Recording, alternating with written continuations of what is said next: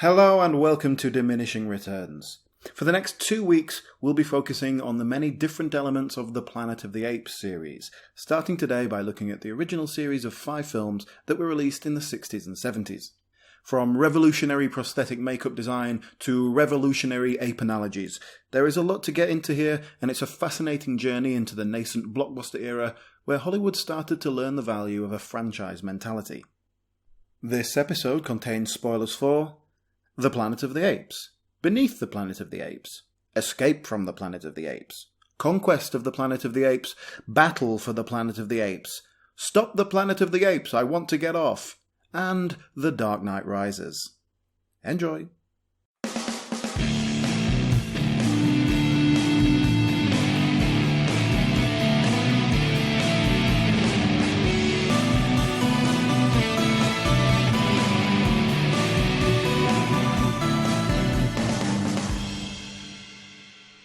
Hello and welcome to Diminishing Returns, the podcast where we look at film franchises and then pitch our own ideas for sequels, and along the way we dissect and deconstruct everything about them.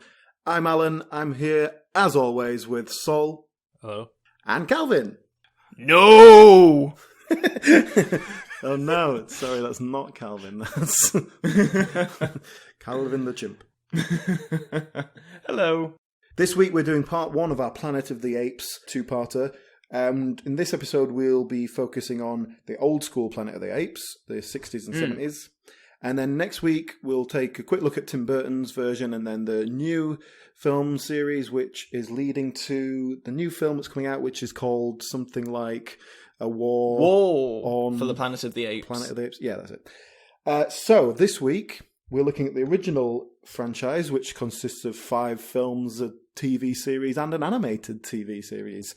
Yeah. We'll see how far we get into that, because I haven't seen the TV shows. But so, now I know for a fact that Sol considers Planet of the Apes to be in his top 10 best ever films. So do you want to start with this, Sol? Sol, is there a way that I can see your top 10 best films? Is there like a list available somewhere that you can point me in the direction of? Yeah, there is actually on the new Diminishing Returns website, dimreturns.com. Oh my. You can see a ranking of every episode we've discussed on the show, actually, according to our ratings. And if you go there, you can also click a link and you'll see my top 100 films. Very exciting. And if you do that, you'll see that it's actually not in my top 10 anymore. Controversial. Well, it was. Is this because of Minions? Did Minions push it down? It did. Minions was so good that I put Minions in like 8 times, and that just pushed it out. Well, when we did our episode looking at Tim Burton's career, which was maybe 6 months ago, still available on dimreturns.com, you mentioned it then, obviously in relation to. Oh, Tim did Burton. I? Oh, well, I was talking out of line. It used to be one of my top 10 films, but I had a look at the list. And did you rewatch it for this podcast? How Yeah. often do you go back to it? Well, this is it. I rewatched it last night, actually. But that's the first time I've watched it in a long, long time. Did it hold up? For the most part, yeah. The third act got a bit slow at one point, which is why I actually dropped it from 15 to 16 last night. But So specific. What's 15 then? What jumped ahead of it because of a slow third act? the film that jumped ahead was the director's cut of the 1986 Little Shop of Horrors. Oh dear. Very good. Fair enough.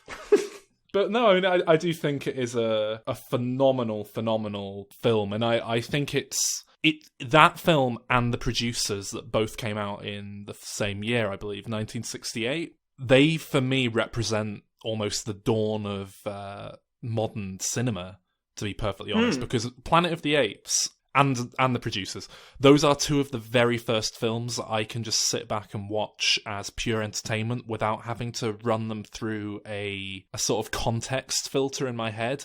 I love loads of old films from the 20s and 30s and 40s, but I generally have to switch gears a little bit when I'm watching them and just kind of adjust my headspace for the time, if you know what I mean. And I don't really have to do that for Planet of the Apes. That's interesting, because I thought Planet of the Apes is hugely dependent on its context, because it's all about Cold War and stuff like that, and civil rights issues.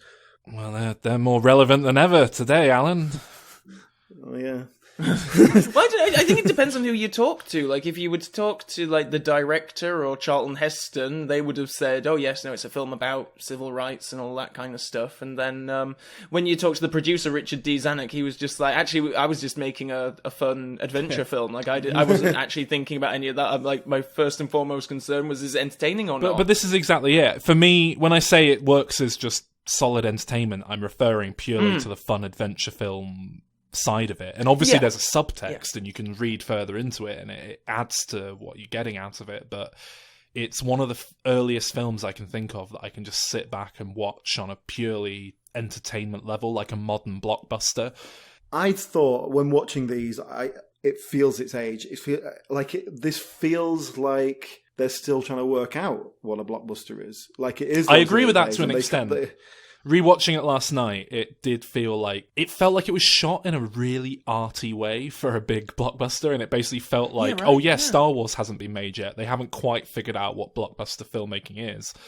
Well, bear in mind that before this, the sci-fi was basically either low budget, The Thing from Another World, or it was 2001, which had come out not too long before this. No, 2001 would be 1969, isn't it? It came after this? Yeah, I think so. 1969, 2001, I think it was. No way. 1968? Oh, some of them were filmed around the same time. Wow. 2000. Yeah, there's 2 months in it.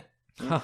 But yeah, you are talking specifically about cinematic film science fiction. And yes, that leads me on to The Twilight Zone. Oh, you know who wrote the script for Planet of the Apes, don't you? Yeah, that's where I'm going. One of the reasons I love Planet of the Apes is because, to me, it might as well just be the Twilight Zone movie. It is a feature-length episode of the Twilight Zone. It was written by Rod Serling, who is the master behind that series, who wrote many, many, many of the episodes and show-ran it and presented each episode himself. Everything about it, the tone, the structure, down to the twist ending, the ironic twist that comments on, the state of current affairs and what have you. Everything about it plays out like a feature-length episode of The Twilight Zone. Well, it's interesting you say about this kind of the modern age and all that, because for me, what really felt out of place here was Charlton Heston. Yeah. And he is old school Hollywood. And he just does not fit in this film, does he? And I not agree, to say that it's a bad performance. We talked about him in Ben-Hur, episode still available. Charlton Heston. Yeah, exactly, yeah. Take your stinking paws off me, you damn dirty ape. So it's really like old school. It works in Ben-Hur, and we talked about him in our episode on Ben-Hur, that Charlton Heston just has that power, that kind of magnificence that great Hollywood film stars have. But it doesn't work in this context. And also partly the character, I don't like the character. And I'm not sure how deliberate that is. Yeah, I mean... I'm surprised you don't like him, Alan. He's a nihilist. He's a full-on... he's left Earth and he's sick of it. But he's also a complete arsehole. Yeah. So, you know what I don't like about him is just like... He's just a bit thick, isn't he? Like, there's so many points when he could easily like shake his head or just sort of wave his hand and communicate that way and like indicate that he understands what's being said, but he just chooses to stand there with his movie star glower looking at the other apes. And well, I want to start at the beginning, because we see him crash land and all that, and you see him at the start. He picks out a cigar and just pops it in his mouth, but he doesn't. He doesn't light it, does he? Is that when they're in the spaceship or when they're adrift in the desert? When they're in the spaceship. Yeah, he can't. He picks up a cigar, and I assumed like, oh wow, the 60s. He's just having a cigar on a spaceship. But then he like puts it in his pocket, and I thought, okay, so he's saving it for later for when they land. Fair enough. But then why is that what they did in the 60s? You just pop it in your mouth and like hold it there like a... Yeah, you get a savour, a bit of the flavour, smell it a bit. But yeah, but that was another thing. He gets it out later when they're in the desert, they're dying of thirst. He was like, "Oh, fancy a cigar? That'll help." Just when you're thirsty, that's what you want, isn't it? But yeah, anyway, so they crash land and they have to jump out and they just grab what they can. So they've got these backpacks with these emergency provisions. And what have they got, right? Maybe some food, like some all-purpose tools like a machete, fire lighters, that sort of thing that would come in handy in any environment. No, a gun, which I don't know what good that's going to do, yeah? And a Geiger counter, so they can go, yep, we're going to get radiated here. Great, because they're not got spacesuits on, so it doesn't make any difference. Yeah, Why take a Geiger counter? This film came out the same year that another film came out where it alluded to radiation being the cause of bringing the dead back to life and like eating human flesh. Like, I don't think they really had a grasp on what radiation was at the time. But the thing, and I appreciate that this isn't what the film was about, and it's just the setup, and so you just have to let go with it. But it just really annoyed me that these guys had no. Like, I don't know what the mission is. It did remind me of Prometheus, an alien covenant, all over again. But that's totally what it is. It's supposed to be that these guys are supposed to be going and finding new worlds and populating them. The problem with this is there only seems to be 4 people on the ship, and only one of them is a woman. Yeah. So you've and when she dies, issue they're not there. even like, oh fuck, that's that's the mission over. Then they're just. Oh, I always forget that she's even in this. When at the beginning, I'm always quite No, but stunned. let's presuming she had lived and they started having babies, what would they eat? Where would they live? The chances of them finding a planet with breathable atmosphere and were their life to babies eat, meant to just like shag each other? I mean, they'd be half siblings, I guess, but still, it's not a good start for a breeding population, is it? But they're in the future, Alan. It's future science, so they're probably going to like artificially mess around with the DNA of the children and just like use her as an oven to. Well, I mean, I'm not. This is the thing, right? I'm no Ray Mears, okay, but even I know some things about survival, and I know if I crash landed on a river. In a raft, you're in a raft. Stay in the raft and follow the river until you find civilization. Civilization goes to water because it's what provides life. Well, it doesn't matter what it is. I thought it was a lake. Body of water. Yeah, but they're floating along. You can have lakes with. I'm sure they no say one it's a big living lake. near it. Well, whatever it is. I'm sure Anyway, they say it's a big my point lake is they and just- they allude to some. Yeah, okay, whatever. I don't think it's fully explained. But they just get out and he goes, right, where shall we go? And he goes, that way. And he goes, any reason? And he goes, no reason whatsoever. Smoke my cigar. And then they just wander into the desert, like with no provisions. Yeah.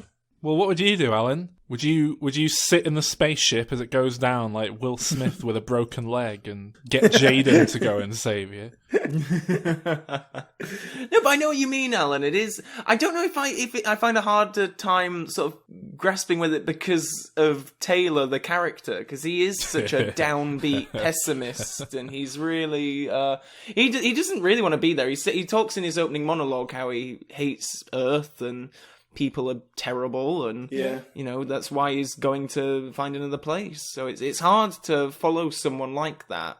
It's shot nicely, isn't it? Oh, beautiful. Yeah. I never really picked up on that when I was younger, but watching it last night, I was struck by how pleasant it was to just sit back and watch all the like big landscape shots. And there's a lot of long sequences. I assumed it had come out just after 2001: A Space Odyssey. It's interesting to hear that they were being filmed at the same time, because it feels like it's taken influence from that film. Totally, like the opening crash, like when it's all filmed from like the perspective of the spaceship, and I was thinking, oh, well, they just took this from 2001. I think it might just be cheaper to do a POV shot than show a spaceship crashing. They do talk about that on one of the bonus features. Someone they interview someone, it's like, we just had to save costs. Yeah. So. But they dwell on it. I mean, that's going to become a big part in the sequels. You see the camera come all the way down. It's not like a few seconds of it and out. It's very deliberately paced. Anyway, they find a watering hole, and immediately strip off. There is a lot of Charlton Heston buttocks in this, isn't there? There is an awful lot. It's the future. Then notions of modesty are gone. They're no more. No one cares. But what Charlton Heston didn't know was the director and the other actors had decided that they were all gay. And they just didn't tell him. Oh, it's Ben-Hur all over again. See, that's the thing, like, when you get to the bonus material and the interviews with him and he's talking about all the civil rights stuff and he's like, oh, yes, we knew what we were doing and all this kind of stuff. And I'm like, how much did you really know? Because you didn't know that Ben-Hur was like this big gay analogy thing. So I'm not sure I believe you, Charlton. Yep, so they're naked, and then they find other humans on the planet. Other humans steal their clothes, don't they? Yeah. So they have to stay a bit naked. Yeah. And run after them. It's quite an ingenious way altogether to get them rid of their future clothes, because then when they're taken into captivity, they're not spotted as being abnormal straight away. Well, they are. They literally say, this one's wearing weird clothes. Where did he get them? Oh, did they? Yeah. It's just like his pants, but they do specifically say, like, so what's the deal with this one? Oh, we found him wearing these really weird futuristic clothes. And of course, he gets shot in the throat, just badly enough to stop him speaking.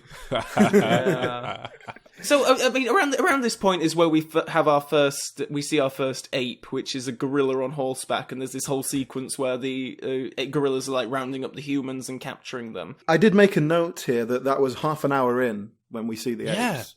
I would love to have seen this film without the knowledge that I have of it now. Because I mean, I don't know how it was marketed in the 60s. I'm sure everyone knew it was about actual ape people with fancy ape makeup when they went to see it. It must have been. But it feels, been in the trailer or something. But it feels structured in a way that you're meant to go to see it, think that perhaps those feral humans running around are the apes, and then there's this kind of crash zoom when an ape comes in, and you see its like face a for the reveal first shot, time. isn't it? Yeah. But that whole sequence is really effective and quite scary. Yeah. Like zoom in on the gorilla when you first see it is kind of like, oh, whoa, okay. It does an amazing job of injecting a rubber Halloween mask thing with like genuine menace, doesn't it? It is very well constructed. This is kind of where I wanted to get onto, because I think this is probably a good point for us to talk about the makeup effects in general. I think they're astonishingly good for the time. Incredible, yeah, absolutely. Right? Yeah. Astoundingly good. I mean, obviously they are dated by today's standards. They don't hold up as well as they might, but they hold up pretty well, all things considered. Yeah. It struck me as it's one of those weird things where you can see it's not real and they're not real, and you can tell that it's a mask, but it's done in a certain way that gives you a suspension of disbelief that you can go along with, even today. Yeah. And I don't know where that line is or what that magic ingredient is, but it's like when you might watch something of like An American Werewolf in London or something, you see him turning into a werewolf. You can see how it's done, you can understand how they're doing it, but you still buy into it. I know completely what you mean. It's like when I'm watching, like, I know Roddy McDowall, I've seen him in plenty of films, but when I see him as Cornelius, I'm not even thinking of him underneath the makeup. It's weird, I just buy it as, oh right, yep, that's Cornelius, the chimpanzee. It works really well that you've got the eyes. That's really expressive eyes, but they are. It doesn't look like a mask in front of the eyes. It's completely blended in. That works really nicely. But yeah, I think we're all agreed that the makeup effects are really fantastic, and yeah, especially for the time. Probably even better in here than in the sequels, where they get kind of. I was about to say, like, you only have to compare them to the subsequent films to see how good a job they did, because it does go very downhill. Yeah, definitely.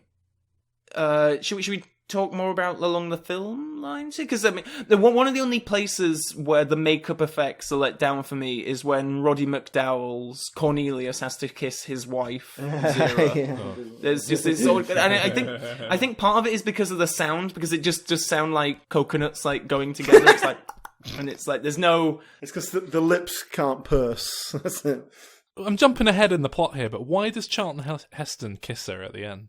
She's a sexy monkey. He was just such a manly man that he just thought, I'm not going to turn down a chance to snog an ape. I think they had genuine chemistry, and I like that the film, like, Zira's a married lady. Like, she has a husband, and I like that she still has this sort of flirty relationship with Taylor. But I love Zira as a character, and I think we'll probably talk more about her in Escape from Planet of the Apes. And the way Kim Hunter's performance is fantastic, and there's a sparkle in her eyes, obviously, but just she's always like giving little winks and little curl of the nose and things like that. It gives it so much personality, and it gives her character a real spark. And but also, she's the beating heart of the story. Really, she's the empathetic one. Yeah, totally. Because it's like her. She's the rambunctious, more action orientated one out of the two of them. Because Cornelius is more. He's more willing. Milquetoast. He's more willing to just fade into the background and let's just keep on with our work. Don't cause any trouble and all that kind of stuff. Whereas Zira is the real activist. Is he your favourite character? Me? No. I really like Zira. Zira's my favourite character. Oh yeah, you like strong women who can dominate you, don't you? Yeah. Especially when they say, "Get me a leash." I'm like, oh, Zira. You can put that leash on me. Anyway, Alan, I believe you wanted to talk more about the hidden meanings in the film. Yeah, well, I mean, some of the analogies that they're trying to make are obviously an element of civil rights, but I'm not quite sure how well all that comes across. And it goes for all of these films. It feels like all these films are trying to make a point, but they get a bit lost in also trying to create entertainment. Do you think it falls down because the ape system, like the way they live, is incredibly segregated itself? Yeah, I mean, it's like a caste gorillas system, are isn't one it? Yeah. thing, orangutans are another. I think this is partly to do with the adapting the book it's based on to screen. I haven't read the original book because it's French. I don't know how readily available. I'm sure it has been translated many times, but it's not the most readily available. But my understanding is that it's very different, and one of the key differences is that the ape society is depicted in a very different way. And it's more of a utopian, advanced sci-fi future that the apes live in. But they turned it into this very like old school, living in mud huts kind of society purely because the film's budget would be able to accommodate that a lot more easily, and it would be easier for them to film. So I do wonder how much of that is just them trying to make the film more viable from a financial point of view.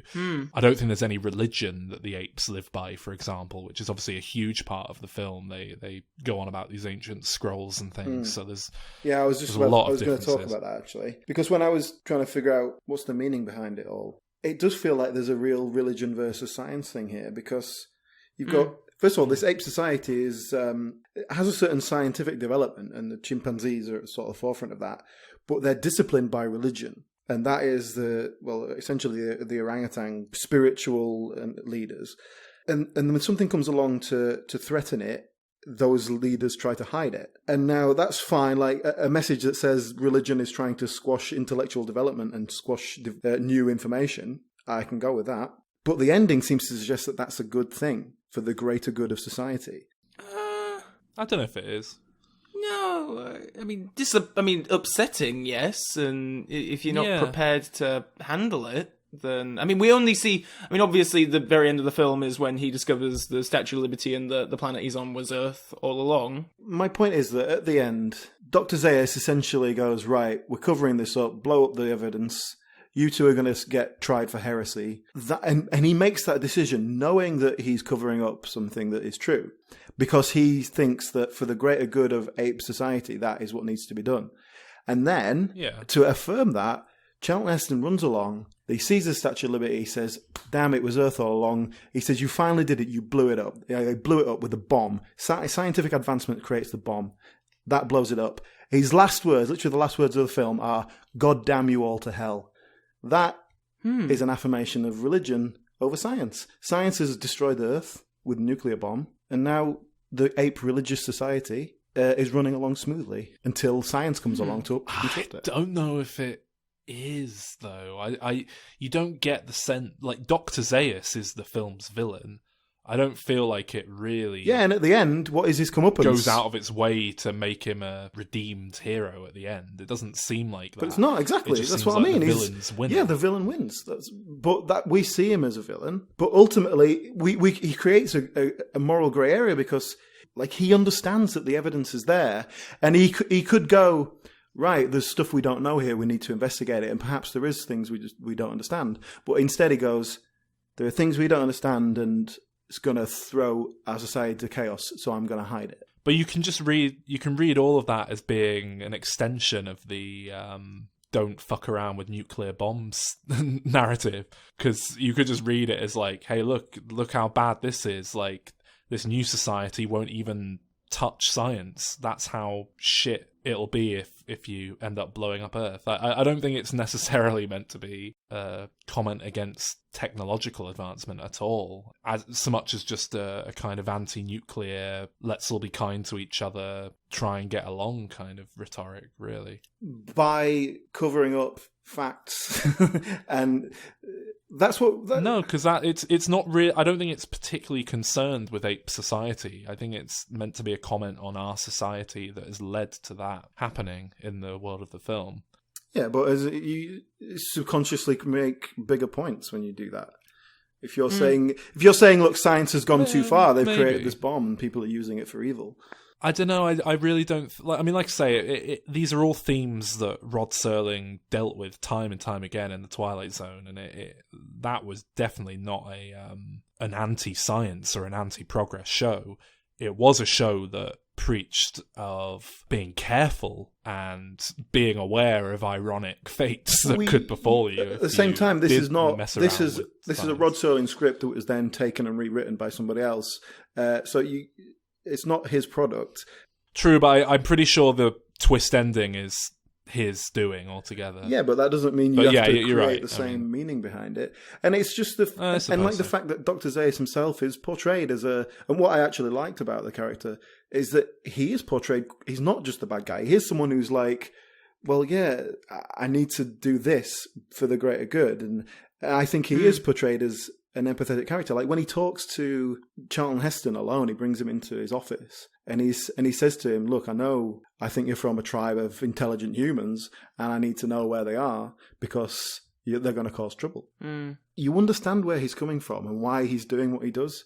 I mean, it's not even saying that, religion is just the, not scapegoat, well, kind of, in a way. I mean, that's just the tool that Zaius is using to, maintain the status quo. I don't think that the end of the film is saying there is a god or there is a... Oh, no. I don't. When I say religion, I mean the organized function of religion, not a realistic spiritual belief. Yeah, it's quite clearly an anti-Christian rhetoric because it comes down hard and fast on the idea that evolution is a real thing. So you've got that off the bat, but yeah. Can I just ask, because we've talked about the meaning of the ending. One of the big classic twists. I that's another thing, actually, just to go off on a quick tangent, that, again, what I was talking about before, how I wish I could watch this film without modern pop culture. Like, I don't know about you, but I've never seen this film without knowing from the start that it's Earth, and I don't think anyone of our age has ever really had that the box set that I had is literally got the image of Statue of Liberty on the front of the box. Yeah. Come on, give me a chance. Same on my DVD front cover. They just don't even try and hide it. Yeah, I do wonder how much of a gut punch that would have been, or if it would have been something where you kind of sew it together. I can't really tell when I watch it. I feel like it was fairly obvious, but you already kind know, of a slow burn. They were kind of sowing the seeds and hoping you'd get there, and then it would just be... But just narratively, is it satisfying? Because, watching it again, this film was obviously just planned as a one-off thing. Sequels weren't planned beforehand. There's so much left up in the air at the end. I mean, Dr. Zaius doesn't get his comeuppance. Zira and Cornelius are being taken away. They're going to be held. But it's an ending purely based on twists. If there wasn't that twist at the end, would you have been happy with just Charlton Heston riding off into the sunset? I think genuinely, if he just rode off into the sunset and that was it, I think it would work almost as well. But it's just got a great little fun twist to play off of, and it does feel very abrupt because of that twist. And then cut to end credits. But I think structurally it all works. But, like, it is quite, I'll admit it's quite a downbeat ending. Completely downbeat. Even without the twist. But even what if is what is the emotional journey? Who changes? Because Charlton Heston, he starts out nihilistic and downbeat. He finishes even more nihilistic and downbeat. I'm not sure quite what he's learned. Cornelius and Zira, Cornelius has a bit more balls by the end of it. Yeah, I'd say it's probably Zira. I don't know, actually. I don't know where the emotional resonance ends, like the emotional journey. And that's why I think the ending kind of feels inconclusive. Like, it's a brilliant twist. It's a very good twist. But I think we're supposed to be very forgiving of narrative shortcomings on the basis of that fantastic twist. Jerry Goldsmith's music's pretty good, isn't it? Oh, brilliant. Yeah. Really, really good. Very odd. Like, it's a mix of sort of traditional orchestra sort of fare, but then there's a lot of, like, really peculiar percussion in there, isn't there? And just like... Yeah. It adds to what we were saying about how it really does feel a bit more arty and individual than your average blockbuster. It's just not the kind of music you'd expect in a big film of this nature. Yeah. Well, I think you've got to create music that is otherworldly because it's supposed to be a different culture. And so you've got to come up with something new. And presumably something quite primitive, like percussion is the most primitive music, isn't it? So it makes sense. Yeah, it's good. It's doing really well. As well as feeling like the Twilight Zone, it also feels a bit like Star Trek at times, doesn't it? This film. Oh yeah, like they've landed on a... Now, if he'd shagged Zira, then it would have definitely felt like. Well, he still, he gets a snog in, and like I said, those fight scenes, they're so like Shatner, just karate. Oh yeah, that felt very outdated. Actually, the fight scenes, because it did feel. Yeah, it's just not edited in the same way that we would see it now. It's sort of quicker edits and stuff. Well, this is funny because it's Charlton Heston running around in a sack, like karate chopping apes on the neck, and then, bless him, he does take it really seriously, though. It's a madhouse! Yeah. You need that sincerity to carry it, though, I think, because it could so easily seem silly. Yeah, exactly. So, obviously, the first film was a huge success, and I think we touched on this a bit in our Jaws episode, which is available on our website, which we mentioned earlier, that this was, Hollywood was in very early, it wasn't really thinking about sequels and franchises necessarily, beyond movie serials, like you had your Fu Manchus and your Sherlock Holmes and your James Bond or whatever, where it was one hero in a different adventure every time. But true sequels didn't really exist until Planet of the Apes sort of set a lot of precedent for that, because it was so marketable and they could build a whole franchise out of it. They could put them on cereal boxes and all that. So the second film is just kind of the same thing again for the first 40 minutes, I would say. Well, the first 10 minutes is literally the end of the first film. It's just, they just play the same footage. Yeah, because it does pick up like immediately where we left off, and we do pick up with Charlton Heston and Nova, but then Charlton Heston is quickly out of the picture, and we have this new, shorter Charlton Heston, James Franciscus, I think is how you pronounce it, who's Brent, who's another astronaut who crashed on the planet. My memory of Beneath the Planet of the Apes is that it goes in some really weird new directions. Oh, takes some real left turns that I wasn't expecting. Maybe the last half hour, but the first hour is just, they're just repeating all the beats with this new astronaut who looks a lot like Charlton Heston, and he's just, we have that moment where he sees the apes and he has oh my god, it's a city of apes. They finally get him he goes underground and they find this other civilization, and ultimately he meets Charlton Heston. So that's where it really comes to life. But anyway, then he goes into this underground sort of world, and from that point on, it's never quite clear what the hell is happening, who they are, why they're doing what they're doing, why they're torturing him. They're mutants because the place where they are now, it's New York. New York is under the ground, and rock has grown over it, so there's still all the landmarks there, and subway and the library and whatnot. And apparently, because humans have been radiated, they now have no sort of skin, so they wear these fake masks, and they're telepathic, and they don't talk because that's a primitive way of communication. They just zoom, zoom, zoom, and that's like how they communicate now and torture people. And they worship an unexploded nuclear bomb. Yes. In and again, when you say not much subtlety, the analogy here of worshipping the bomb is very very direct, isn't it? Yeah. I think it's interesting to talk about the creative team behind this one, because the producer, Arthur P. Jacobs, was the same, and the studio executive, Richard D. Zanuck, was the same. But for writing, they got in a guy called Paul Den, who co-wrote Goldfinger. And I think the mentality behind it was, okay, well, he did Goldfinger, that was a third film in a series, let's just get him in and he can do our sequel as well. And then they got a different director in. But I just bring up Paul Den because he is the...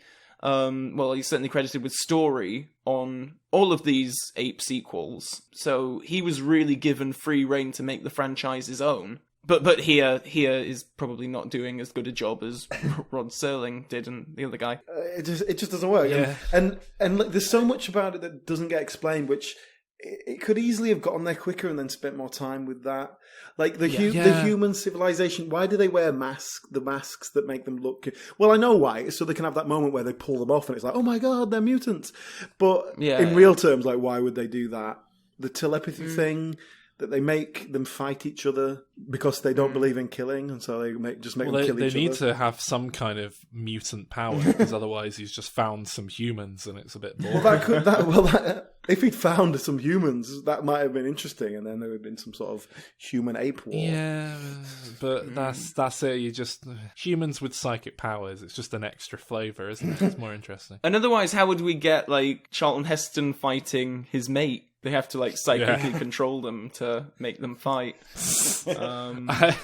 I feel like Beneath the Planet of the Apes is a really interesting film. It's a film that sets up some really great pieces to play with, and then it just doesn't really do a very good job of making them all work together. It's never quite the sum of its parts.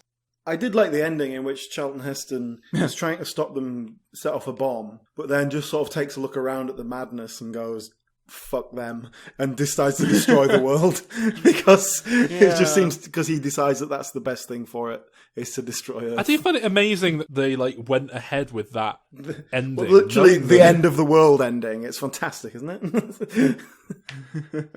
But it's like, again, it's what you were saying. They just didn't have a franchise mentality yet. No. It was one film at a time, and they'd figure out what to do with the next one afterwards. Do you know how the ending came about? Didn't Charlton Heston basically, like, he wanted it written so that they couldn't ask him to come and do any more films? Well, it depends who you ask. If you asked Charlton Heston while he was alive, he would say, "Yeah, it was my decision because he's hardly in this film at all. He wanted his character to be killed off at the start, but the executives at 20th Century Fox were like, no, come on, we need you in this film. We need you in the ending.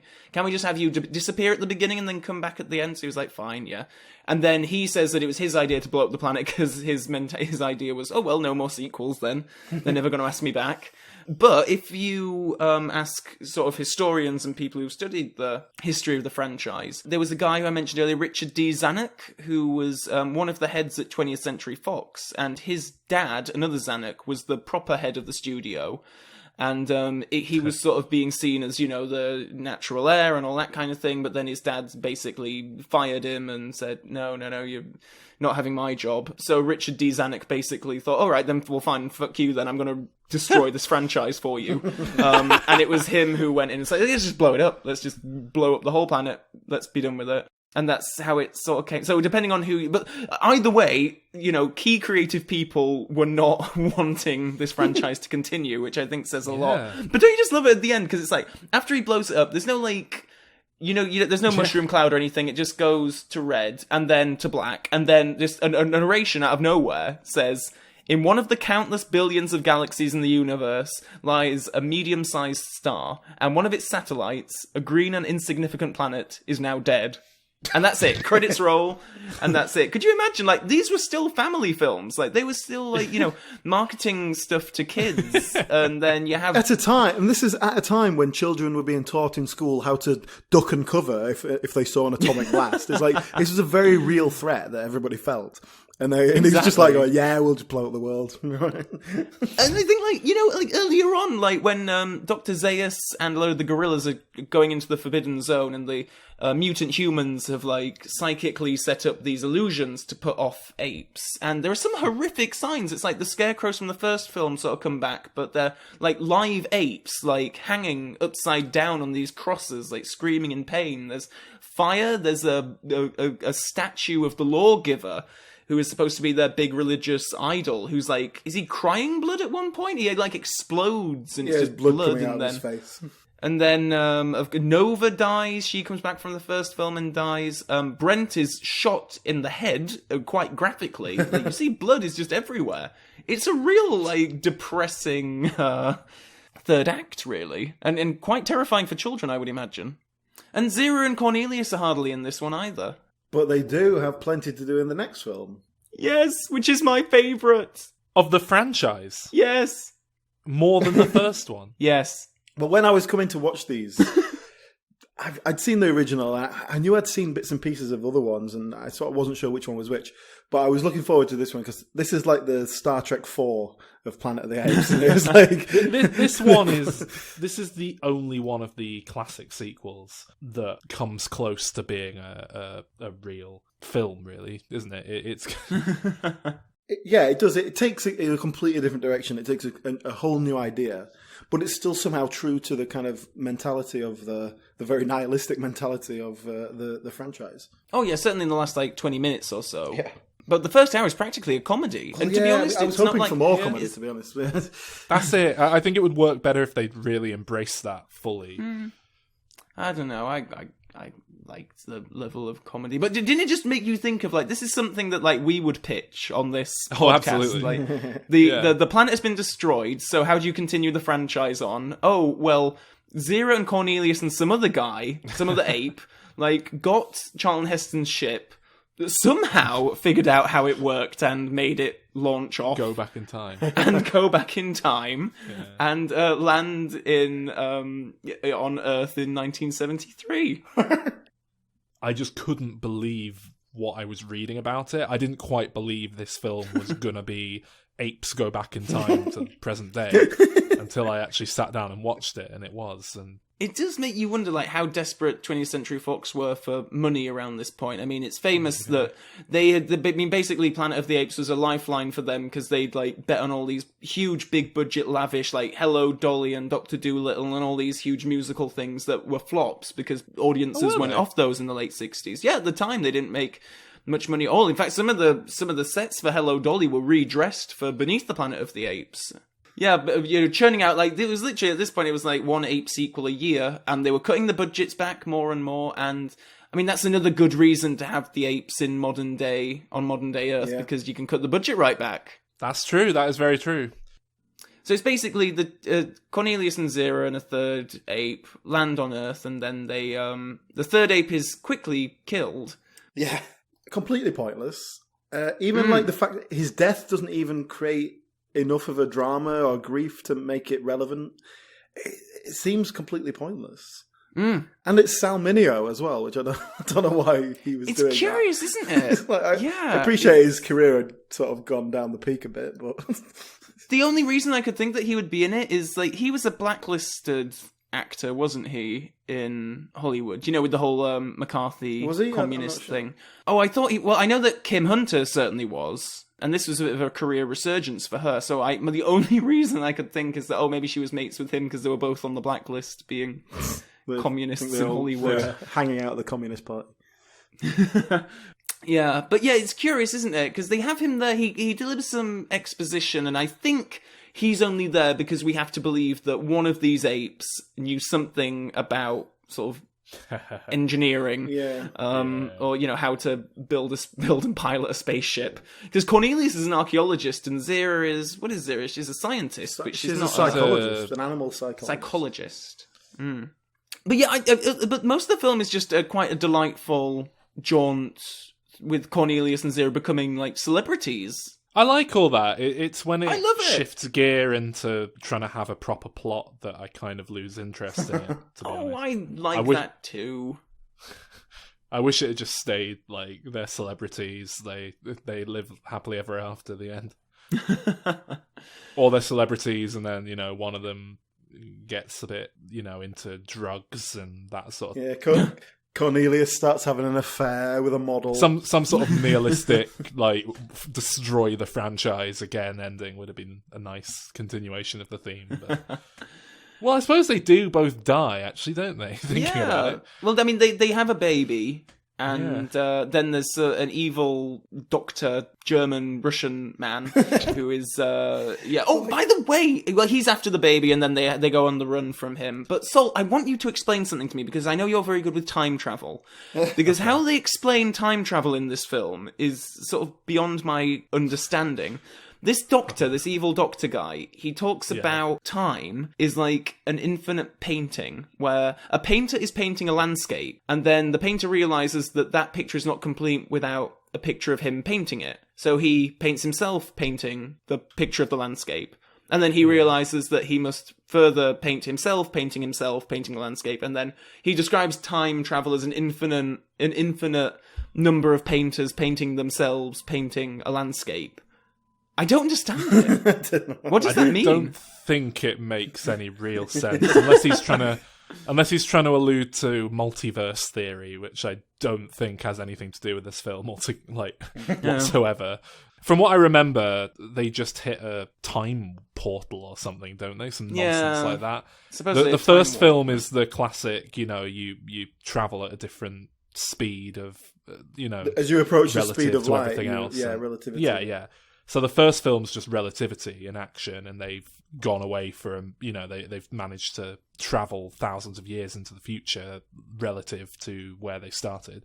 But as far as I remember, this one's just there's no function to go backwards in that theory. Yeah. If Apes went back in time, does that mean that we're still going to get to a point where Charlton Heston blows up Earth 2,000 years down the line, or is this is that not going to happen in this current, I don't know. No, this whole film creates a time paradox, because they come back, have this baby, which then starts the ape uprising, which has led to the civilization in which they are born. Yeah, but at the same time, maybe that didn't happen, because Charlton Heston set off in his spaceship a year before Cornelius and Zira arrived, so he's still off out in space somewhere by the time they get to Earth. It's very easy to read it as a case of time correcting itself rather than it being fated to have happened from the start. You can read it either way quite easily. Interesting. Because the third one it turns very dark, and Zira's had her baby, and her and Cornelius are on the run from the law because they want to abort the baby, basically. And the guy who's after them, like the main bad guy, it's never quite clear why he's so fanatically murderous towards them.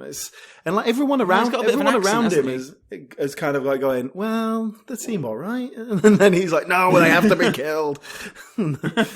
They all say, well, if what you're saying is true, then you being here is going to lead to the downfall of mankind, and therefore... Is that not the idea? Yeah, that's the idea. So if we get rid of you, we think we can alter the timeline.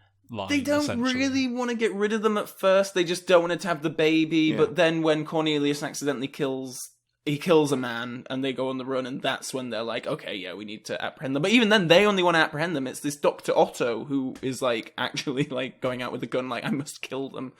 But fortunately, Ricardo Montalban is there running a circus, and they... Oh yeah, and then we're treated to some classic animal magic. Yes, the very end of the footage. Footage being reversed and then played repeatedly to they give the illusion of speech. They switch the baby that Zira has with just a regular chimp at Ricardo Montalban's circus, so he keeps the intelligent ape. And then the last shot of the film is a very clunky, reversed and then forwarded footage of an ape opening its mouth with Mama. But they don't just do it once, they do it about 10 times, and it just really makes it the camera's moving at the same time, so it's not quite... It's pretty poor, but...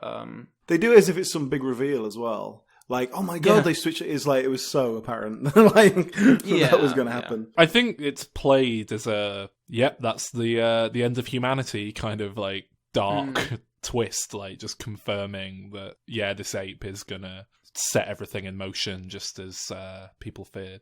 Isn't that weird though, that like even at this point they didn't think like, you know what, maybe we should this could be quite a popular crowd pleasing, thing. Maybe we should, lighten it up a bit. Because I mean certainly the first half of the film is that, but they can't help themselves. They resort back to you literally see a baby chimp being shot and then thrown into a river.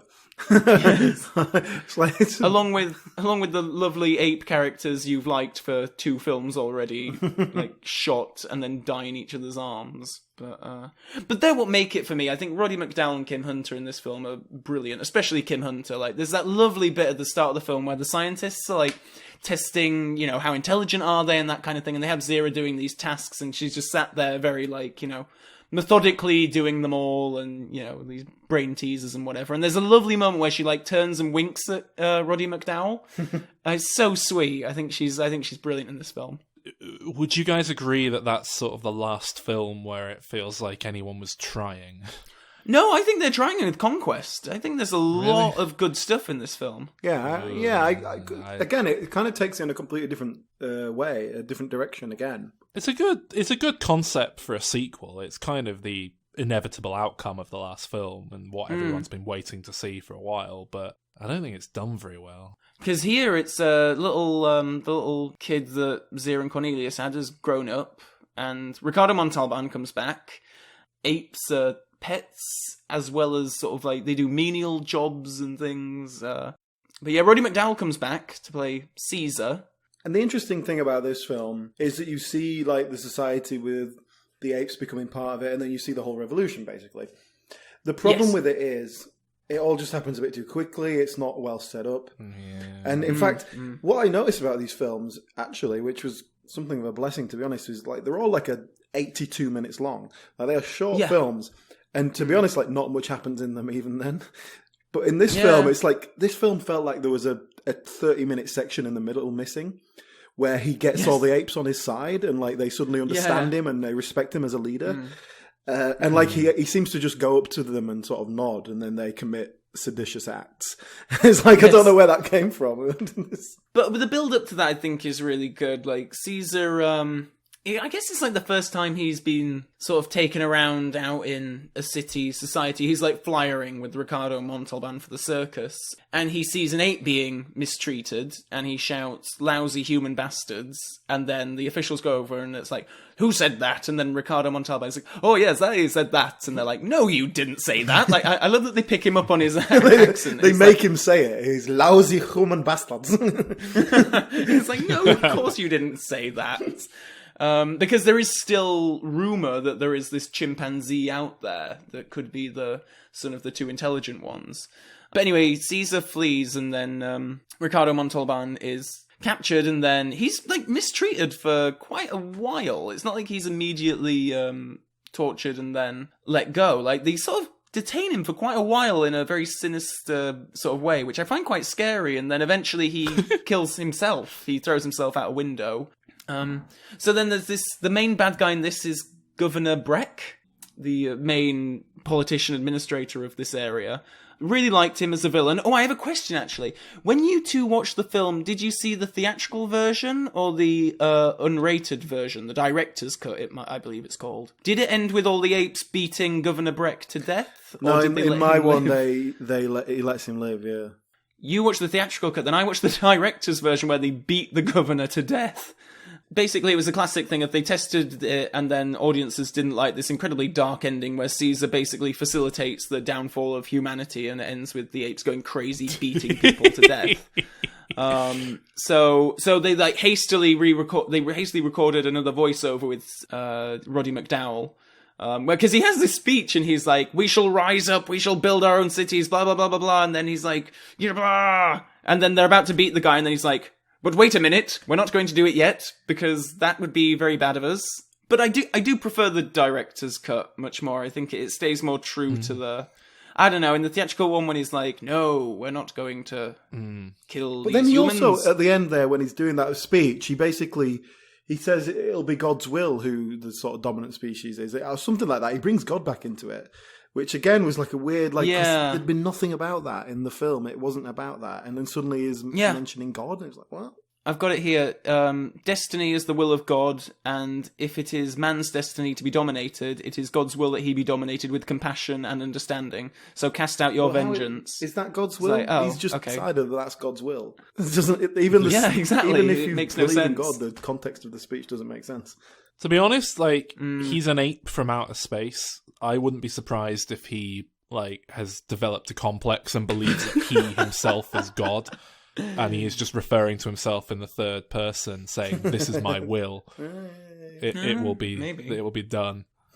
It's interesting, this franchise, isn't it? For a series where the first film has such a strong ending, they really struggle to stick the landing in the in the subsequent films. All of the other ones have got really kind of muddled, hastily re-edited, thrown together endings that just don't quite... I don't know, I'm very happy with the blow up the world ending. I think that's really... I'm not a big fan of any of the sequels in the franchise. They've got their moments, they've got their nice little, ideas here and there. They're, fairly watchable, I suppose. But I feel like Battle is the real outlier in the franchise, in that this film is a piece of shit. Start to finish. I didn't mind it as much. Oh god, I liked it better than the second one, for example. It's a load of people in shit rubber masks just in a field. It's like you've gone to a war reenactment at a local fair. I mean, I don't think the makeup is... it's worse than the other ones, certainly. It feels much more like a TV episode than a film. Yes.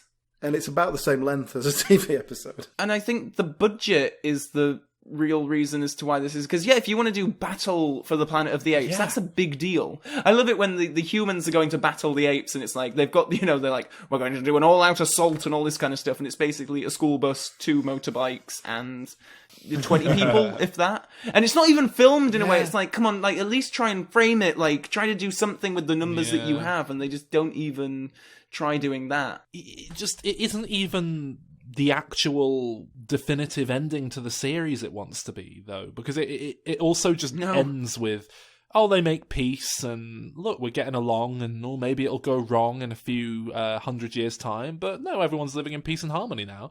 Obviously, everyone who has seen the earlier films knows exactly what happens, and have some fucking balls. Stick to your guns. This franchise, we know how this franchise ends. We know it's bleak. Do it properly. Kill Batman off. Don't have him turning up in Paris and Alfred's there. Well, I think this is certainly the most kid-friendly of the entire original franchise, I would say. It feels like there are very clear studio decisions being made of, okay, we need to set up this TV series that we've got planned, so we're just going to end the film series here, and that's it. The only thing that I can point at that is still sort of bleak is that the kid dies. Caesar has a son who is killed about halfway through, which must have been sort of upsetting for children, perhaps. But well, I think one thing I liked about this is you start to see the infighting between the different species of apes, which I find quite interesting. But I liked the kind of concept of apes and humans working together, but then the humans are kind of their servants to them, and then they have to question all that. I liked it. It kind of came full circle. I don't know. It felt like it was trying to do something, at least. They all are, aren't they? But it's just a cheap one. That's all. Yeah. It is very, very cheap. And just, I was supposed to expect that cities have completely fallen in 10 years? The whole planet is now My other problem with that is in 10 years, all these apes have learned how to speak. And we even know that the reason Caesar can speak is because of this. He's from the future. He's not a normal ape. He's a different species altogether. He's a completely different animal. Yeah. So it doesn't. How the others would have learned, even if they, the intellect to learn, it doesn't make any sense at all. Am I right in thinking the idea is that he breeds with the apes and produces super intelligent kids, and they kind of Yeah. Well, seed his intelligence. That's the long form story. Yeah, that's the idea. Yeah, which obviously doesn't work on a 10-year framework for this particular film. No. But that is kind of the basic idea, isn't it? Yeah. Well, he has one kid and it dies, so he must have to just breed a lot before he dies. Yeah, but mate, you don't know how many kids his kid might have got loads of apes pregnant. Well, the kid's about 8 years old. Like even but when do apes hit puberty? About 11. It's just not. That's a point. Yeah, about 11. Fair enough. It was an early bloomer. So yeah, after Battle for the Planet of the Apes, there was Planet of the Apes TV series. Has anyone ever seen any of this? No. I would love to see it, but it's not readily available, is it? I think it came out on DVD at some point, but it's probably just not. I think on the DVD it was like, you know when they edit episodes together, and so you're not actually watching episode by episode, you're actually watching like 3 episodes that have been bundled together, and then was sort of like, oh, this is all one story, and it's really not. From what I can tell, it's not a direct sequel. It sort of exists like Planet of the Apes sort of happened if you can vaguely sort of remember what happened, but not quite the details. Right. There's basically a couple of blokes crash land on the Planet of the Apes, and then they have adventures with their Roddy McDowell ape friend, and and then Dr. Zaius is coming with a load of gorillas and be like, oh no, stop those humans from blah blah blah, and then they run away, and then next episode is the same thing. What about the animated thing they did? Again, I've only seen clips. I've never seen a full episode. I mean, it's quite cheaply done animation, bearing in mind this is like early 70s. So, when was Scooby-Doo going? 60s Scooby-Doo. Yeah. Oh wow, okay then. Well, it looks cheaper than that. It's very poorly animated, and it's largely just sort of static images with just the mouths moving and that sort of thing. The stills I've look very similar to the Star Trek animated series, and that's very static as well. Anyway, after that animated series, that was kind of it, really, for the franchise until the Tim Burton remake, which we'll get to in more detail next week. Right, shall we do some pictures then? Probably. Yeah, shall we? Yeah. So, we've all seen the episode of The Simpsons where Troy McClure, who's an actor on the show, gets a job in Planet of the Apes, the musical. I was wondering how long it would take us to get to Dr. Zaius. Dr. Zaius, yeah, I've been waiting for that to Zaius. What's wrong with me? I think you're crazy. Want a second opinion? You're also lazy. Dr. Zaius, do. Anyway, yeah, so that's brilliant, and I have that sung on my iPod, and it's great. Can I play the piano anymore? Of course you can. Well, I couldn't before. Oh, I love this.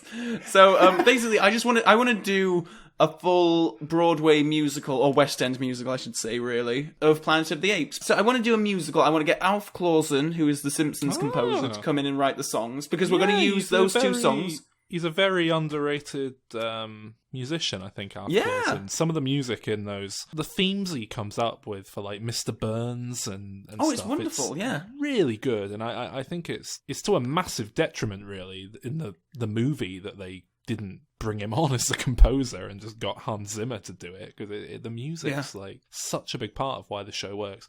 Okay. Let me get to my thing, because we're going to use those 2 songs from The Simpsons, but I've got other places for songs in here as well, and the narrative I'm going to tweak a bit from the film. But the musical starts out with, we all know the twister is apes on the planet now, so we don't need to have that as a big reveal, and we need a big musical number to set the stage. So we're going to open on the Planet of the Apes itself, and we're going to have a catchy musical number to set the scene, lay of the land and all that kind of thing. And then it's going to end with all the apes pointing upwards. And then from above, there's going to be a spaceship prop come down. And we're going to have our lead actor sat in that. Get over this stuff quite quickly. We don't need all the time of them wandering around. They see the mute humans, and we have our second musical number, which is called In 6 months' time, we'll be running this place. And it's a musical number that the 3 astronauts sing, and it's like, in 6 months' time, we'll be running this place. We'll be kings. This is good. This is their moment of hubris before the apes turn up, and they get exactly, yes. Yeah. So they'll be fantasizing about, they'll be bringing us all this wonderful stuff. We won't have to lift a finger. It's all going to be great. Then, of course, can I make a suggestion that the feral humans are like, Stomp? Stomp? Yeah. Band. No. They're like a percussion group, and they're the one that bangs the bin lids together and stuff. Oh, Oh, I think the feral right. humans should, like, because they don't speak or sing, but they can make music with all the This is sticks brilliant. and That's things good, yeah. lying around. You've given me an idea there for later, Sol. But in the meantime, the gorilla comes in and kill one of the guys and take the other two prisoner. We have some fun on stage here with like people running around and stuff. And Taylor is rendered mute, just like in the film. And here's where we get another song to introduce us to Zira and Cornelius. Does she call him Bright Eyes? Yes. Bright eyes. burning like Oh. fire. Brilliant. Yeah, we can use that. A guest appearance for Art Garfunkel. I haven't decided what Zira and Cornelius' song should be called, but yeah. Zira to Hera. Oh, yes, perfect. Yep, that's it. And so then Taylor escapes, have more chasey stuff, and then we have the Dr. Zaius number when Taylor finally speaks. I can sing. Get your paws off me, you dirty ape. He can talk, he can talk, he can talk, he can talk, he can talk, he can talk, I can sing. Ooh, help me, Dr. Zaius. And that's it. Anyway, and then we have a tender song with Taylor and Nova in the cage together about lovely song. But from that we quickly shift into the next song, which is as Nova doesn't speak, all her actions could be done through interpretive dance. So you get like a high-profile dancer in there. There we go. Yeah. Sid Charisse. Yeah. So the high-profile dancer I know. One who's still alive, maybe. Anyway, Taylor's apprehended again, of course, and we have a tender song with just him and Nova in the cage. Nova's doing interpretive dance. But after that, we quickly shift into the next song, which is a big metal track called Madhouse. And it's going to be a big, like, huge, I don't think that should be a song. That should be just a dance number, like in Footloose, when he just goes mad. Like. We can have lots of water because they're hosing him down, so we can have a lot of water effects and stuff. It's going to be great. That's where your stomp comes in. That's where that's where that would really pay off. That's it. Yeah. Or like Billy Elliot, the musical, has a sequence like that as well. He goes out to the riots and it's just Footloose and it's just, yeah. Anyway, Taylor is broken out of his cage by his ape friends and they travel to the Forbidden Zone, which is the title of our next number. Now, during That's a this song. number... You can license the Forbidden Song by Danny Elfman. And living in the sixth dimension, things get tough. Oh, I didn't know. Oh, God, all these songs already exist. I've got no chance. A guy like me just can't make a Broadway musical based on someone else's intellectual property and get away with it. So Taylor, we have our Forbidden Zone musical number, but during this number we're going to see mutants popping up and around because we're actually going to insert a bit of Beneath the Planet of the Apes in here to pad out the running time. But Taylor and co don't see them just yet. This is just we end Act 1 here. And this is a bit of a, come back for more because these mutants are going to do something. This is where the Blue Man Group can come in, Saul. They can be the mutants. What? And then, what so are Act the Blue 1... Man Group? I don't understand what they are. I don't really know what they are They either. bang some drums, they're painted blue, like... What more do you want? What are they? Are they musicians? Like... Yeah, this is a percussion show. Do they release albums? I know they've got like a residency in Vegas, right? Is that them and Penn and Teller are like mates with each other? Penn would make a great gorilla, big gorilla, and Teller as a mute human. Yes! Brilliant! Okay, yeah, this isn't Broadway anymore. We're going to Vegas. So this is the end of Act 1. Now, at the start of Act 2, I want to start this act with a song from just Dr. Zaius himself. It's very much from his perspective. He only wants to do right by his people and such. It's going to be called Hear No, See No, Speak No. It's going to be his thing. Then he and his gorilla comrades leave to find Taylor and co, finding them at the cave where they discover the remnants of the human occupiers. And we have a slow, tender number where Taylor is piecing together all the bits of evidence that he's found. This is where we borrow from Beneath the Planet of the Apes as the mutants appear and kidnap Taylor, Nova, Zira, Cornelius, and Dr. Zaius. These mutants, I want them to look less human because we don't want to spoil the surprise for Taylor just yet. So this is where the Blue Man Group would be perfect because they look more alien than human. So that's brilliant. Then we'll repeat some of the same beats from Beneath the Planet of the Apes with stuff going down. Mutants, and they've got a bomb and all that kind of stuff. But when the bomb is revealed, I want the bomb to be revealed. Sex bomb. Yes, brilliant. Okay, we can do that. What I was going to say is that I wanted it to be revealed along with the Statue of Liberty.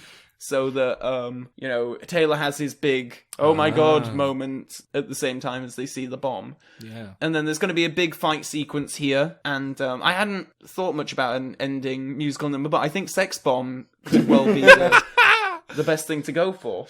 Could you have the Statue of Liberty, comes to life and does a big number? Oh, brilliant. Yeah, I love that. And then I think I want the Simpsons song. Oh my god, I was wrong. It was Earth all along. I'd like that at the end with "I love you, Dr. Zaius." But then if we could somehow twist that and have him blow up the planet as well, that'd be really ideal as a good way to end it. It's a really good way to, we saw this with Alien vs Predator Requiem, didn't we? Where it's just if you just write yourself into a corner, you just blow everything up and it's fine. Yeah. Anyway, and then so I want to blow it all up so that the show will end with a spectacular, fireworks and light show and all this kind of stuff. It'll dazzle the audience. And that's my pitch. That's what I want to do. I want to do Planet of the Apes, the Broadway musical. Las Vegas musical. Las Vegas. And what's it called? Are you naming it after that show in The Simpsons? Oh, what's it called?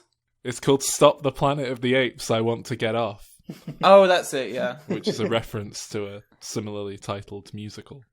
I just wanted to call it Planet of the Apes, the Broadway musical.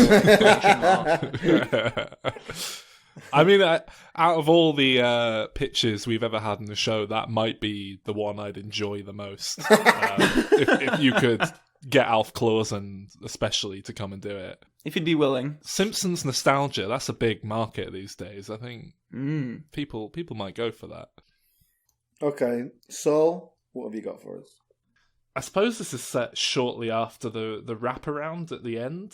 Ape and human tensions are heightened due to the job market, and a family of apes are left with no prospects, so they pack up and embark on a trip along Highway 66 in order to make their way towards California on the search for employment. The most elder ape, Nero, dies along the way. Is this... No, I was just going to guess the title, that's all. Don't ruin my title. I don't know where this is going. Okay, go on. The most elder ape, Nero, he dies along the way. They meet an ape travelling in the opposite direction while stopping off at a place for the night, and he laughs at their optimism, speaking bitterly, disappointed of his experience on the West Coast. And they arrive at a work camp, and it's crowded. Everyone's starving and jobless and desperate, and it's run by dirty human agitators. So they move on and make their way to another camp. This camp has menial work available, but after toiling in the fields, they discover how high the prices are at the company store, just for basic commodities, food, water, and what have you. They find that some apes are going on strike. They go to a secret meeting to learn more. Once there, they're discovered by camp guards, and one of the camp apes... guards? They like, oh, hello, Mr. Ape. Hello, okay. Camp David. Oh, hello, Alan. Oh dear. Yeah, they're discovered by by some very camp guards, and one of the apes is killed by a dirty human guard, and as the lead ape tries to defend him, he inadvertently kills the human, receiving a serious facial wound in the process. And the guards realise that it'll be easy to identify him. And an all-out ape and human war is now on the brink. So they sneak him out of the camp, and they continue driving, and their car breaks down. But they're able to coast it down the hill where a third camp exists. This one's for farm workers, run by the Department of Agriculture, complete with indoor toilets, showers, luxuries that all the baby child apes have never even seen. They're just used to shitting in their hands and throwing it at people.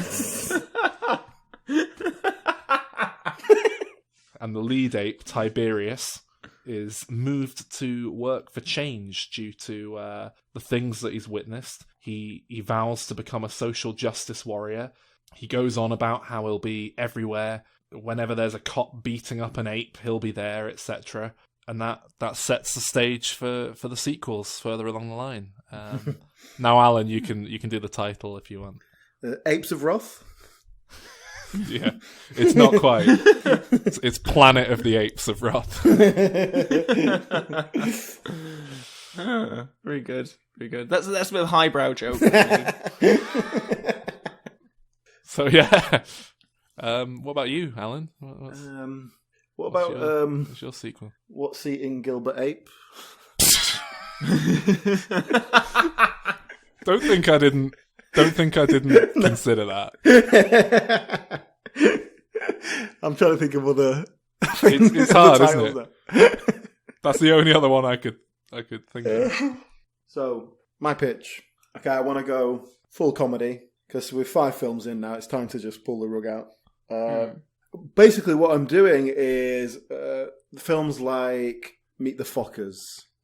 This is a direct progression of the other films. So you've got Caesar and his wife is called Lisa, I think. So you've got Caesar and Lisa. They're a little older. They're retired from this sort of political life, but still, respected in the community. They're still major sort of players. Now they've got a daughter. She's gone away to college, chimp college, whatever. She's got herself a boyfriend. And they plan to get married, and so basically the film is that the in-laws are coming together to meet for the first time in preparation for this marriage. It's your classic setup. Can this be called Guess Who's Coming to the Planet of the Apes? Well, that's it. I was going to do Guess Who's Coming to Dinner first, and then I thought it'd be better if it's funny. So, but yeah, it's got all those ideas, yes. But basically the trick of it is, this chimp family, the daughter, she brings the boyfriend back, and he is a bonobo. Oh. The bonobos are curiously absent from Planet of the Apes because they're quite similar to chimpanzees, basically. So I think that's mostly why. But it's because they're always shagging, innit? They make love, not war. You wouldn't have a franchise. They wouldn't be fighting the humans. They'd be shagging them. Yeah. Are they really? Is that what the... Well, this is it. Yeah, right. Basically, chimpanzees, they're a male-dominated society. They've got the alpha male at the top of the hierarchy, all that sort of thing. Bonobos have a female-dominated society, and they basically just fuck for any reason. It's like shaking hands, like sucking each other off. It's like a basic social contact. It's sexual, and so the females, they just have sex with all the males, and so there's no kind of sense of fatherhood because they don't know who inseminated for specific offspring. Right.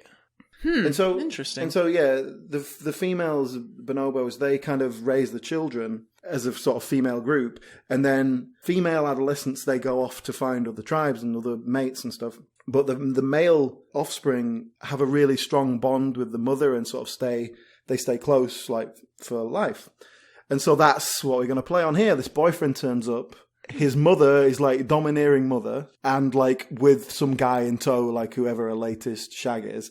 But like, I want to play them up like they're real hippies. They're real kind of a totally different culture, different society. And so that's where you get your clash and the hilarity ensues, right? But she can also be like, she can be going at Caesar, trying to shag him. Well, that's it. I think the comedy will come from Caesar is like this. He's supposed to be this great liberal kind of overlord of ape life and ape culture. And so he's doing his best to accommodate that. Oh, yeah, they're different to us, but we're all the same. Ape loves ape.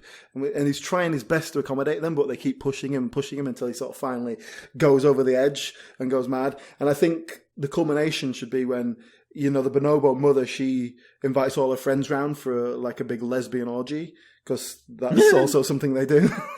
And he walks in on them. But basically, bonobos are fantastic. And it just seems like they would make a much better film, a more interesting film. Can the neighbour be a mandrill? And the bonobo looks at the mandrill's nose and she's like, oh. I'm trying to think, what other kind of primate is there that's... Well, in terms of proper apes, you've got, humans, 2 types of gorilla, 1 type of chimpanzee, and then bonobos, which are very similar. And then 2 types of orangutan as well. Can we have a monkey? There's 7 species. But, I don't know. Would they have monkeys as like pets? The monkeys learn to speak as well. I don't know. What happens to monkeys in Planet of the Apes? They're never mentioned. Huh. It's an offensive term. Yeah, they don't like to be called monkeys because it's reductive. Well, yeah, because they're not monkeys. Exactly. Ooh, what is a gibbon? A monkey. They're gibbons are brilliant. No, they're apes. They're apes. We can have a gibbon. Let's have a gibbon. They're the best. A funky gibbon. They're called lesser apes. Have you ever seen a gibbon running around with its arms up in the air? It's the best. Oh, yes, it's the brilliant. best thing. Well, they're a bit creepy, really, aren't they? Because they've got such long limbs. It's a bit... According to Wikipedia, humans are apes. Yeah. Oh. Isn't the planet of the apes already the planet of the apes? Then? Yeah. Yeah. Huh. No, With Homo sapien and. Well, you might be, but I'm straight up. How old is that joke? They invented the term Homo sapien, and then about 5 minutes later. Chimpanzees are definitely the best looking of the apes, aren't they? They're the most friendly. What about Neanderthal? Can we have a Neanderthal in there? They're not real anymore, are they? They're not real anymore. I mean, they're extinct. Sorry, they're extinct, aren't they? Yes. Sci-fi future. These are all like new things. How does Michael Jackson's bubbles fit into this equation? Yes, how? We must know. It's the question that everyone was thinking, but was too afraid to ask. Can you think of any other famous apes? Real life apes, eh? Cheetah. Who's that? Oh, yeah. Which one's that? One in Tarzan. He lived to be a ripe old age, didn't he? Didn't he live to be like 90 years old or something? Yeah, they've got like human lifespans pretty much. Chimps. The oldest gorilla died this year. It was 60, Oh, no. I think. Oh, that's a Coco. There you go. That's Coco, a famous that was gorilla. it. Did Coco die? Yeah, in January. Oh no! What happened to her cats? Sorry, what? They were buried alive with her, so that she could take them into the afterlife. What? Coco the gorilla, Calvin. She was a big gorilla, and she had some pet cats. Okay, fine. Yeah, whatever. Yeah. She was sad because she couldn't like bear children, and she couldn't get a man. They Get a crazy chimpanzee cat lady. She had an Instagram account called Gorilla Cats. She's one of those apes they like taught sign language to, and she could communicate a load of stuff. But all she said was, "Icon has cheeseburger."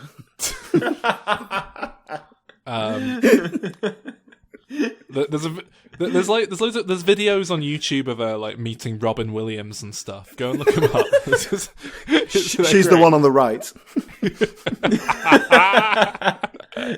What's the name of the thing again? The monkey. It's not a monkey. She had a pet cat, and like the cat got out of the enclosure and got hit by a car, and she was really sad. And then she got like 2 more cats, and then There's a video here saying Coco the gorilla mourns her friend Robin Williams. Yeah. Check it out. Yeah, they said Coco, Robin's dead, and she went like sign language for sad. Sad face. I think that's basically Really? pretty much. Yeah. I don't believe it. I'd have to see this. Watch them. They're really there's great, interesting footage. That gorilla. Coco. Are is you sure fascinating. that it's her, or was Dr. Penny Patterson really pulling the strings behind the scenes? Because I'm very suspicious about Dr. Penny Patterson. It seems like they established that she had a concept of death because her cat died. Because Dr. Penny told her to, okay, so when the cameras are on you, do this, and I will give you a treat afterwards. This woman, she just makes up what the signs mean. When she just waves her hands about randomly, and she goes, "Yeah, she's sad. She wants a cat." and the gorilla's just going, "Can I have some leaves, please? And some bananas." Can you release me? It's not that weird, is it? Elephants mourn their dead. I mean, as long as you can teach them to convey sad, happy. Calvin, have you not learned anything from these Planet of the Apes films? All right, you're supposed to feel sympathetic towards them. These intelligent beasts, smarter than humans in that first one, certainly. They take over. They win. They're the dominant species. Some of the comments on this video. Someone commented, "Coco seems to have so many loss in her life." Yeah, a cat died. Gorilla. A cat died. Fuck off. She probably doesn't even know. She probably ate it. I really don't feel like you've learned anything from this experience, Calvin. You're still The same old racist that you always were. They kill people, they rip people's faces off. I bet there's a load of faceless cats wandering around in LA.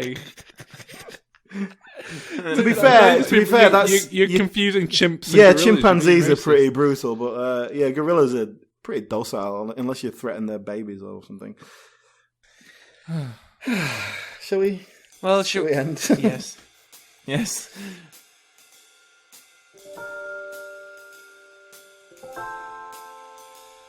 Thank you for listening, we hope you enjoyed it, and come back next week for the more recent remakes of the Planet of the Apes franchise. In the meantime, you can access our entire back catalogue of episodes by going to dimreturns.com, as well as seeing our reviews and all the other extra bits that we put up. And if you go right now, then you can take part in our first listener vote and get to choose what film series we tackle in a future episode. Simply go to dimreturns.com and you'll find the poll right there on the front page. And if you don't like the options there, then by all means get in touch with us and let us know what film you'd like us to take on. Best place to do that is through our Facebook group, facebook.com/Diminishing Returns Podcast. Follow us on there to get all the latest information and give us your opinions on all the things we talk about. See you next week.